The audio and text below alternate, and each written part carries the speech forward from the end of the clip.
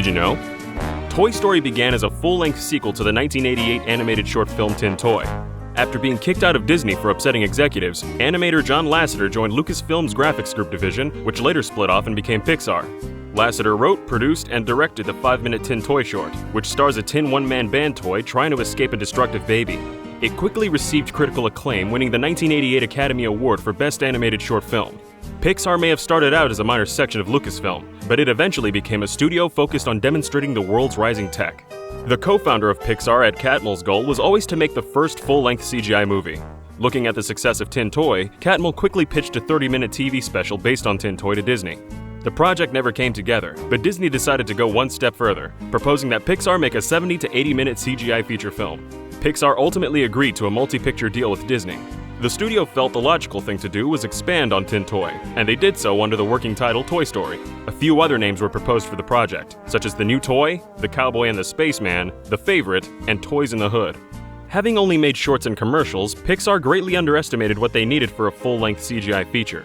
The studio thought it could do a project with only 8 animators, but ended up needing over 30. One of the first changes Lasseter made was getting rid of Tinny after realizing he wasn't a well-thought-out character. He was changed to an action figure as it seemed more believable as a kid's new favorite toy. There were several names for this character, including Lunar Larry, but Lasseter finally settled on Buzz Lightyear, named after the real-life astronaut Buzz Aldrin. A second character was originally a ventriloquist dummy, which became a cowboy, and finally a pull-string doll. They named Woody after actor Woody Strode.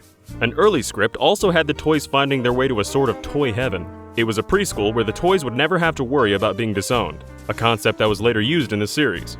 With such drastic early changes, Lasseter knew one thing had to stay the same. The movie had to be about toys. This is because it was easier to believably render and animate plastic objects. Lasseter explained, "We knew what computer animation could do, and we knew what it couldn't do. Everything tended to look like plastic, so why not have the main characters made of plastic? Humans were by far the most difficult to create, so we told the story from the toys' point of view. So most of the time you saw Andy, his mom, and sister from their hands and feet." This was apparently lost on Disney, whose writers would try and add more human characters in every draft. Disney initially wanted Toy Story to be a musical as well, mainly because most of its animated films were musical dramas.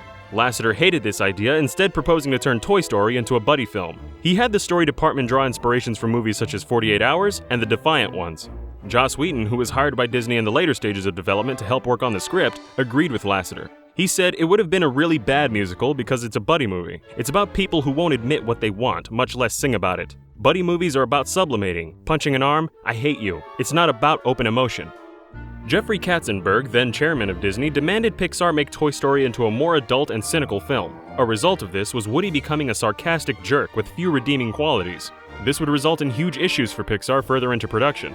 The studio brought in a collection of story reels and script drafts to Disney which featured both Buzz and Woody as mean-spirited heroes, and the company hated it. When Lasseter screened the film after a year of production, he saw that Woody had become a mean jerk. Woody's voice actor Tom Hanks agreed with this sentiment. Hanks said, "At first pass, Woody was a very acerbic kind of guy, edgy and unpleasant. It was hard to believe in him as the most popular toy in the bedroom." Lasseter and the rest of the team were forced to rethink and repair the film's concept within 3 months. If they failed, Lasseter knew Disney would pull the plug on them. Pixar got it right in the end, creating a happy finale where all its toy characters are likable. Pixar were meticulous in designing the film's toys. While creating the Green Army Men toys, animator Pete Docter wanted to find out how they should move. To do this, Docter nailed a pair of sneakers to a wooden plank and recorded himself waddling around the Pixar office.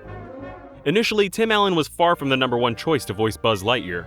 Comedian and actor Billy Crystal, who ended up voicing Monsters, Inc.'s Mike Wazowski, was offered the role. However, Crystal declined, believing he wasn't a good fit for the character. Crystal has since admitted this is the biggest regret of his career. Much earlier in the production, Toy Story's producers wanted Paul Newman as Woody and Jim Carrey as Buzz. This never came to be, as the film's small budget could not accommodate the two actors. For Lasseter, however, Tom Hanks was always the #1 pick to voice Woody, especially after he saw the character's concept art. Lasseter said that Hanks has the ability to take emotions and make them appealing, even if the character, like the one in A League of Their Own, is down and out and despicable. Tom Hanks didn't really understand the concept of computer animation, but he knew he had to be in the movie after seeing an animation of Woody synced up to dialogue from Turner and Hooch. Don't eat the car! Not the car! Interestingly, although Tom Hanks voices Woody in the movies, it's actually his brother Jim Hanks who voices Woody for video games and toys. Toy Story was the first feature film that stored digital characters, sets, and scenes in computers, eliminating the need for animators to redraw each cell. These assets could be reproduced infinitely, dramatically reducing most of the manual labor associated with traditional animation.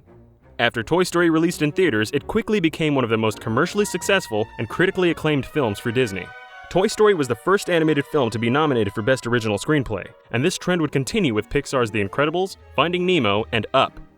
Likely because of Toy Story and Pixar's impact, the category for Best Animated Feature was added at the Oscars in 2001. Steve Jobs claimed it was the biggest advance in animation since Walt Disney started it all with the release of Snow White. It changed the way animated films were created from then on, and started the flood of CGI animated films in recent history, leading to some of the most commercially successful movies of all time. Did you also know that it took Disney over 70 years to adapt Frozen? Or that the song Do You Want to Build a Snowman was almost cut from the film entirely? For more Frozen facts, check out the Did You Know Movies video on Frozen. And if you like this video, give it a like and subscribe.